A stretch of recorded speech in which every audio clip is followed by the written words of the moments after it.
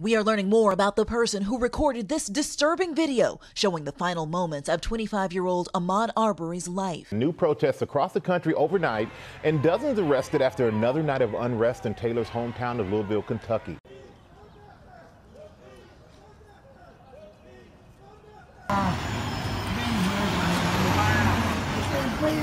Mounting outrage over the death of 46-year-old George Floyd.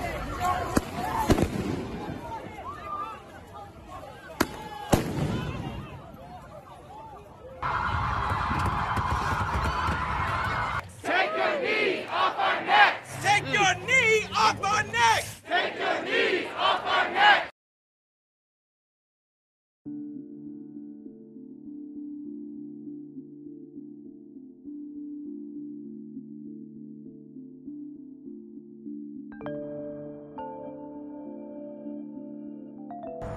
Turbulent.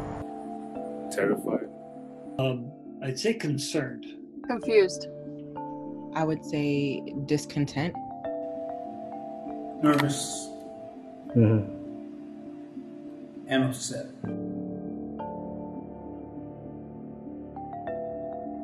So like what do I do? You know, like I feel like sometimes it's like, am I even supposed to do anything?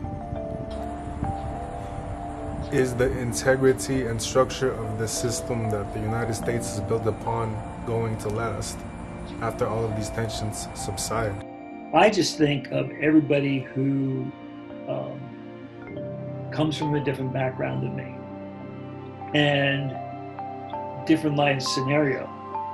And I'd almost want to be having a discussion with each person to find out, okay, how's everything sitting on you? I think as simple as why, still kind of wrapping my mind around the confusion, but also what has to happen for this to get worse, or what is not in place for this to get worse. Will it get worse? How is it getting worse? How fast will it get worse? Will it ever be solved? I don't have any children yet, and I have considered always having kids, and I think that's one of the things I'm thinking, do I want to raise kids in this? Number one, and primarily, the question is, how is it that we have not gotten rid of this thing called qualified immunity on part of this? If no president, no vice president, no senator, no congressman, no clergyman, no priest, no rabbi, none of these people are above the law. They're hired to protect and to serve. And with George Floyd and others, it's perfectly clear that they feel that they're immune to any kind of responsibility or transparency.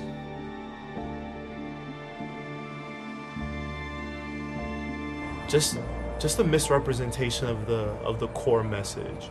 I think sometimes it's so easy to see certain things like the rioting and the looting and the breaking of buildings and the defaming of property as a way or a reason not to listen to the message is being said.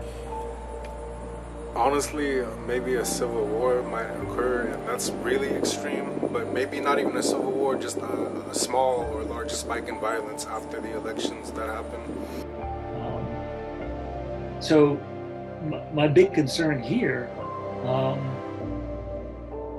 is that the dialogue becomes divisive and threatening and worse, rather than healing and understanding. The people remain stagnant and consistent in their ignorance. To me, I began with seriously, we're still doing this? Still doing this. We're still looking at people's skin and being you're different than me in so many different ways. They were gonna lose too many of us. There are a lot of people, brown people, who are deciding they don't want to live in this life anymore because they can't take it anymore. My greatest fear is that the experiment called American democracy might be lost, because you have a party that's degenerated into cultism. And it reminds me of the time that a Hitler and a Mussolini came, where dictators took over, and resulting in over 20 some odd million people losing their lives during World War II. My fear is that a party called the Republican Party has abandoned the whole concept of checks and balances in a democracy. Thirdly, the church, which should have been the example of what is right and what is wrong, has also capitulated to cultism. And fourthly, I think that the church has sucked the world into the believing that they are pro-life. And they're not pro-life. They don't mind crying and shedding crocodile tears about the fetus being destroyed. But in fact, if a kid is 11 years old in a playground with a toy gun, the police can come and shoot him in 2 seconds, and there's no outcry.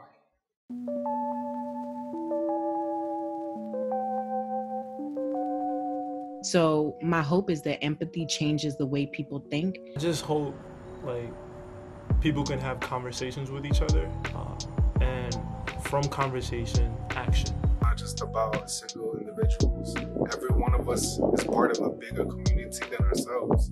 That would move people forward. That would get them unstuck, that would make them more aware, more connected, more interested, more purposeful in helping their brother or sister. And so I would really almost focus on law enforcement there, that, okay, where are we prioritizing this money with law enforcement? A revival take place in the church. It brings us back to a place where the real gospel has preeminence.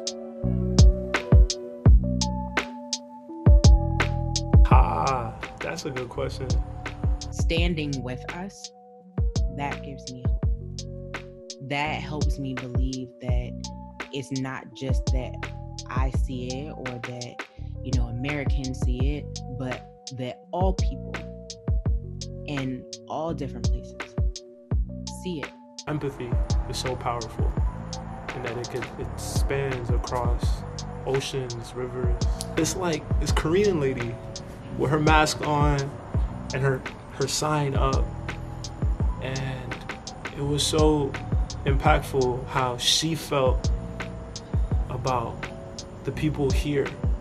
And in her community, in her culture, she may not be experiencing this at all, but she felt so adamant that it was her duty to spread awareness or to help the people or her brothers and sisters in her faith here in the situations that they're going through, and that felt so encouraging. A few days ago, I was actually at AutoZone. Big black dude and this big white dude were just talking like best friends, and they were like, "Oh, you just helped me tow my car earlier." It's not all hate. Really press into scripture and promises and words and stories that are there really for thousands of years. As a person, a part of the church, the global church, I have seen so many leaders and pastors stand up for this. I think that the whole protest Black Lives Matter thing has awakened the consciousness of people around the world.